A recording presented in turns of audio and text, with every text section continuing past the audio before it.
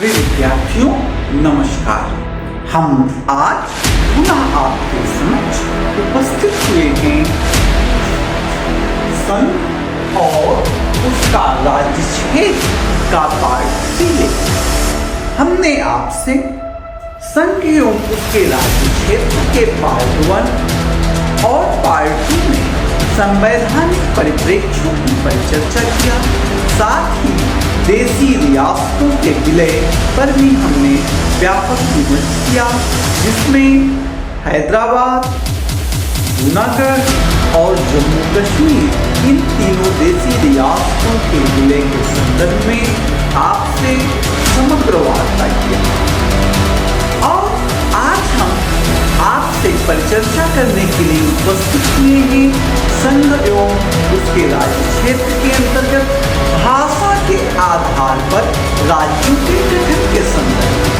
इसके आधार पर बच्चों भाषाई आधार पर राज्यों के पुनर्गठन को लेकर के हम उपस्थित हुए। विद्यार्थियों, यदि हम देखें ये भाषा के आधार पर राज्यों का पुनर्गठन कब और कैसे चालू हुआ, यदि इस विषय में हम अपना ध्यान ब्रिटिश पीरियड में ले जाते हैं तो सबसे पहले हमें 1903 में हार्वर्ड रिजले आयोग की संस्तुति दिखाई पड़ती है, जिसने भाषा के आधार पर बंगाल विभाजन की संस्तुति की। तो सबसे पहली बार हार्वर्ड रिजले आयोग ने भाषा के आधार पर राज्य के निर्माण की बात की और बंगाल का विभाजन हुआ। लेकिन 1911 में लॉर्ड हार्डिंग ने भाषा को यह माना कि इसके आधार पर बंगाल का विभाजन नहीं होना चाहिए और इसको बंगाल के विभाजन को निरस्त किया। फिर 1912 में भाषाई आधार पर 3 राज्यों का निर्माण होता है। कब? 1912 में। कौन 3 राज्य बनते हैं? बिहार, उड़ीसा और असम। 1912 में भाषा के आधार पर 3 राज्यों का गठन होता है। कौन कौन? बिहार, उड़ीसा और असम। 1913 में आंध्र महासभा गठित होती है। कौन सी एक महासभा गठित होती है? आंध्र महासभा का गठन होता है। यह आंध्र महासभा इसलिए गठित की गई कि तेलुगु भाषा भाषी लोग एक भाषा के आधार पर राज्य की मांग कर सकें और तेलुगु भाषा आधारित राज्य की स्थापना हो। यह कौन चाह रहा है? 1913 में आंध्र महासभा। आप 1918 में मांटेग्यू चेम्सफोर्ड सुधार रिपोर्ट आती है। कौन सी रिपोर्ट आती है? मांटेग्यू चेम्सफोर्ड सुधार रिपोर्ट आती है। यह भी कहता है कि भाषाई आधार पर राज्य के गठन औचित्यपूर्ण नहीं है। अर्थात मांटेग्यू चेम्सफोर्ड भाषा के आधार पर राज्य के गठन को खारिज कर देते हैं। लेकिन विद्यार्थियों, यह कहता है रिपोर्ट कि इकाई के रूप में गठित की जा सकती है, राज्य के रूप में नहीं, इकाई के रूप में भाषा के आधार पर राज्य गठन किया जा सकता है। 1920 में नागपुर में कांग्रेस का अधिवेशन होता है और इस अधिवेशन में भाषा के आधार पर समितियों का गठन होता है। यह कांग्रेस का 1920 का अधिवेशन है। कार्य समितियां भाषाई आधार पर गठित हुई और परिणाम क्या हुआ? स्वतंत्रता के बाद भाषा के आधार पर राज्य के गठन का दबाव कांग्रेस के ऊपर पड़ा। अर्थात कांग्रेस 1920 से ही भाषाई आधार पर राज्य गठन की पृष्ठभूमि को तैयार कर लिया था। और कहां के अधिवेशन में? नागपुर के अधिवेशन में। कहां के अधिवेशन में? नागपुर के अधिवेशन में। 1928 में नेहरू रिपोर्ट आती है। 1928 में नेहरू रिपोर्ट आती है। इसने भी राज्य के गठन के लिए कई तत्व बताए, कई आधार बताए, लेकिन उसमें एक आधार भाषा को स्वीकार किया। एक आधार किसको स्वीकार किया? भाषा को स्वीकार किया। 1930 में 1930 में भारतीय स्टैट्यूटरी आयोग आता है। 1930 में क्या आता है? भारतीय स्टैट्यूटरी आयोग। भारतीय स्टैट्यूटरी आयोग आता है। इसने कहा कि जाति, वर्ण, भाषा, आर्थिक हित और भौगोलिक समानता के आधार पर राज्य का गठन होना चाहिए। इंडियन स्टैट्यूटरी कमीशन ने भाषा को भी आधार माना राज्य के गठन का। और 1930 में ये आया इंडियन स्टैट्यूटरी आयोग। 1931 में ओडोनोल आयोग आया। कौन आयोग आया? ओडोनोल आयोग आया। 1931 में कौन आया? ओडोनोल आयोग आया। इसने स्टैट्यूटरी आयोग की सिफारिशों की संस्तुति की। ओडोनोल आयोग 1931 में स्टैट्यूटरी आयोग की सिफारिश को संस्तुति की और 1936 में एक संवैधानिक सुधार समिति का गठन किया गया। 1936 में एक संवैधानिक सुधार समिति का गठन किया गया और इसकी संस्तुति अनुशंसा के आधार पर सिंध राज्य का गठन किया गया। किसका गठन किया गया? सिंध राज्य का गठन किया गया। ये हमने आपको दिखलाया कि ब्रिटिश शासन काल में कैसे भाषा के आधार पर राज्यों के गठन की चर्चा चल रही है। फिर विद्यार्थियों अब हम यह देखेंगे कि कैसे स्वतंत्रता के बाद भारत में भाषाई आधार पर राज्यों के पुनर्गठन की बात आई। अभी संविधान सभा कार्य कर रही है, तभी तेलुगु, कन्नड़ और मराठी, कौन कौन? तेलुगु, कन्नड़ और मराठी जनता ने भाषा के आधार पर राज्यों के गठन की मांग स्टार्ट कर दी और दबाव बनाने लगी। परिणामतः संविधान सभा के अध्यक्ष डॉक्टर राजेंद्र प्रसाद ने इलाहाबाद हाई कोर्ट के जस्टिस एस के दर की अध्यक्षता में 4 सदस्यीय आयोग का गठन किया। उस आयोग का नाम था दर आयोग। क्या आयोग था? दर आयोग। दर आयोग का गठन किया। इस दर आयोग का गठन 27 नवंबर 1947 को किया। कब किया? 27 नवंबर 1947 को किया। और क्या हुआ? इसमें दर आयोग में 4 सदस्य थे। कितने सदस्य थे? 4 सदस्यीय आयोग था।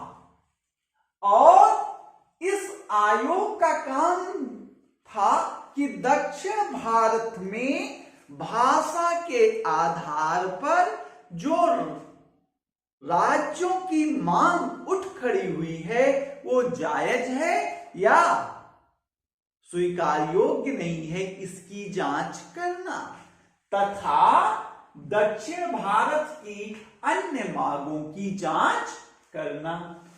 ये दर आयोग ने, किसने? दर आयोग ने क्या किया? 10 दिसंबर 1948 को। गठित कब हुआ? 27 नवंबर 1947 को। रिपोर्ट कब दिया? 10 दिसंबर 1948 को। कहां पे रिपोर्ट दिया? संविधान सभा के समक्ष रिपोर्ट दिया। कितने पेज की रिपोर्ट थी? 56 पेज की रिपोर्ट थी। और इसने कहा कि भाषाई आधार पर राज्यों का पुनर्गठन उचित नहीं है, अर्थात भाषाई आधार पर राज्य पुनर्गठन की मांग को क्या कर दिया? खारिज कर दिया। क्या किया बेटा? राज्य की मांग को खारिज कर दिया और कहा कि ये जब राज्य का निर्माण, राज्य का पुनर्गठन करना है, ये भाषा के आधार पर ना हो करके प्रशासनिक सुविधा के आधार पर होना चाहिए। किसके आधार पर होना चाहिए? प्रशासनिक सुविधा के आधार पर होना चाहिए।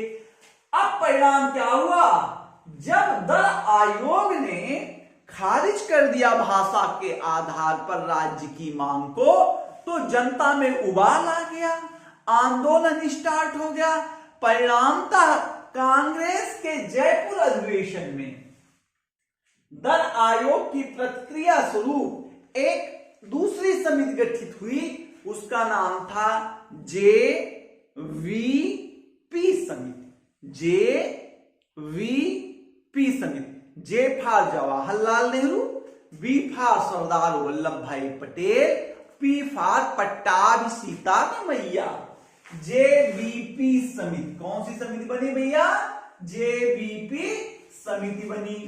ये दर आयोग के विरोध के बाद गठित की गई और जयपुर कांग्रेस अधिवेशन में गठित की गई और इसने अपनी रिपोर्ट 1 अप्रैल 1949 को सौंपा। कब सौंपा? जेवीपी समिति की रिपोर्ट कब आई? 1 अप्रैल 1949 को आई और इसने सुझाव दिया कि भाषाई आधार पर राज्य का पुनर्गठन उचित नहीं है, लेकिन भारत एक लोकतांत्रिक शासन का देश है और लोकतंत्र में लोकमत का महत्वपूर्ण स्थान होता है। इसलिए लोकमत के सम्मान में भाषा के आधार पर राज्यों के पुनर्गठन को स्वीकार कर लेना चाहिए। परिणाम हुआ कि इस रिपोर्ट के आने के बाद तेलुगु भाषियों ने आंदोलन तेज कर दिया और इसी बीच मद्रास के श्री पुट्टी रमल्लू, मद्रास के कौन? पुट्टी रमल्लू ने अनशन पे बैठ गए। कौन? ये प्रश्न बहुत पूछा जाता है कि कौन अनशन पे बैठा? पुट्टी रमल्लू। कैसे अनशन पे? आमरण अनशन पर बैठ गए और 56 दिन तक अनशन पर बैठे रहे और 56वें दिन इनका क्या हो गया? देहांत 15 दिसंबर 1952 को। आप जान लीजिए, स्वतंत्रता आंदोलन में जतिन दास थे जिनकी जेल में अनशन के दौरान मृत्यु हुई और स्वतंत्रता के बाद किसका मृत्यु हुआ? श्री पुट्टी रमल्लू का 56वें दिन। तो ये पूछता कि कितने दिन पर मृत्यु हुई? 56 दिन पर। कब हुई? 15 दिसंबर 1952 को हुई। किस कारण हुई? आंध्र प्रदेश भाषा के आधार पर राज्य की मांग के एवज में ये अनशन था, तो उसके कारण हुई। तो जैसे इनकी मृत्यु हुई, आंदोलन और तेज हो गया। आंदोलन तेज हो गया। परिणाम स्वरूप 19 दिसंबर 1952 को आंध्र प्रदेश का गठन कर दिया गया। यानी कि पहला भाषाई आधार पर राज्य का गठन किसका किया गया? आंध्र प्रदेश। यह प्रश्न बहुत इंपॉर्टेंट है सबके लिए, वनडे के लिए भी और लिखित परीक्षाओं के लिए। आंध्र प्रदेश पहला भाषाई राज्य बना। अब आते हैं दूसरे आयोग, राज्य पुनर्गठन आयोग। क्या? राज्य पुनर्गठन आयोग। ये 22 दिसंबर 1953 को गठित हुआ। कब गठित हुआ? 1953 में। 53 में कब? 22 दिसंबर को। और इसकी अध्यक्षता फजल अली को दी गई। किसको दी गई? फजल अली की। और इसके दो सदस्य थे, के.एम. पडिक्कर और एच.एन. कुंजरू। के.एम. पडिक्कर और एच.एन. कुंजरू। कौन कौन था? फजल अली क्या हुए? अध्यक्ष हुए। के.एम. पडिक्कर क्या हुए? सदस्य हुए। एच.एन. कुंजरू क्या हुए? सदस्य। ये दोनों लोग क्या हो गए? सदस्य हो गए। ठीक है। इन लोगों ने अपनी रिपोर्ट 30 दिसंबर 55 को सौंपी। 30 दिसंबर 1955 को सौंपी। इन्होंने कहा, किसने? राज्य पुनर्गठन आयोग ने अपनी रिपोर्ट में कहा कि भाषाई आधार पर राज्य का गठन उचित नहीं है। यानी कि भाषा के आधार पर राज्य के गठन की मांग को राज्य पुनर्गठन आयोग ने खारिज कर दिया और कहा कि हमें राज्य के गठन के लिए, किसके लिए? स्टेट निर्माण के लिए हमें किन बातों को ध्यान रखना चाहिए? राष्ट्रीय सुरक्षा का ध्यान रखना चाहिए, वित्तीय और प्रशासनिक सुविधा का ख्याल रखना चाहिए, पंचवर्षीय योजना की सफलता को ख्याल में रखना चाहिए। और ये सुझाव दिया कि जो ABCD 4 वर्ग में राज्यों का विभाजन किया गया है, 4 वर्गीय राज्य संविधान में लिखे गए हैं, इनको अब समाप्त करके क्या कर देना चाहिए? 16 राज्य और 3 संघ शासित क्षेत्र बना देने चाहिए। कितने राज्य? 16 राज्य। कितने राज्य? 16 राज्य और 3 संघ शासित क्षेत्र। 16 और 3 संघ शासित क्षेत्र बना देना चाहिए। केंद्र सरकार ने कुछ संशोधनों के साथ राज्य पुनर्गठन आयोग की रिपोर्ट को स्वीकार कर लिया और उसने एक अधिनियम पारित किया, राज्य पुनर्गठन अधिनियम 1956। राज्य पुनर्गठन अधिनियम 1956 पारित किया और उसमें पुनर्गठन आयोग ने 16 राज्य की बात कही थी, अधिनियम ने 14 राज्य स्वीकार किए। पुनर्गठन आयोग ने 3 संघ शासित क्षेत्र किया था और पुनर्गठन अधिनियम ने 5 संघ शासित क्षेत्र स्वीकार किए। 14 राज्य कौन रहे? आंध्र, सुनिएगा, आंध्र प्रदेश, असम, बिहार। 14 राज्य कौन रहे? आंध्र, सुनिएगा, आंध्र प्रदेश, असम, बिहार, उड़ीसा, बंबई, जम्मू कश्मीर, केरल, मध्य प्रदेश, मद्रास, मैसूर, उत्तर प्रदेश, पंजाब और राजस्थान।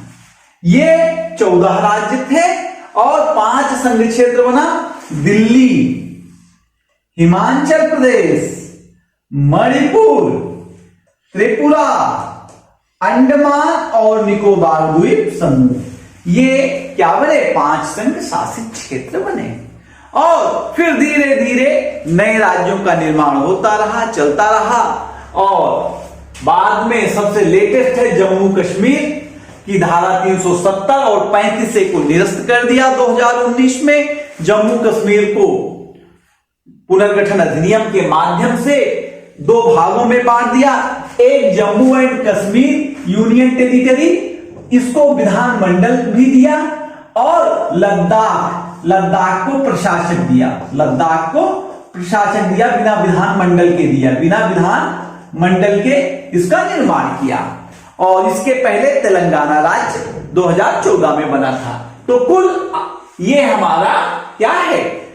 संघ एवं उसका राज्य क्षेत्र है, जिसकी मैंने पूर्ण रूप से आपसे परिचर्चा कर लिया। और अब हम मौलिक अधिकारों पर आएंगे। मौलिक अधिकारों को हम कई पार्ट में आपको पढ़ाएंगे और हम समझते हैं कि मौलिक अधिकार आपको हम बहुत अच्छा पढ़ाएंगे। हम आपसे अपेक्षा करते हैं कि आप हमारे YouTube हैंडल, जिसका लिंक है learn with DRGT LEARNWITH with DRGT को सब्सक्राइब करें, शेयर करें और लाइक करें।